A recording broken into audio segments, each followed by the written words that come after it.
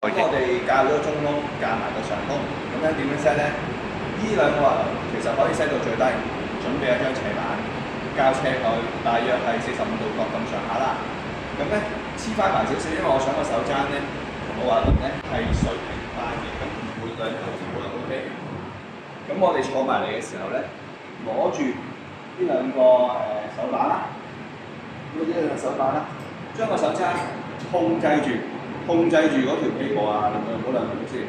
好，咁咧將個手踭低過個頭嘅，向斜高高地向上推，之後咧做一個入字形嘅，令到個上空咧 squeeze 咗，即係收縮得靚少少。之後慢慢落到幾多啊？落到去水平軀幹或者低過軀幹少少啦。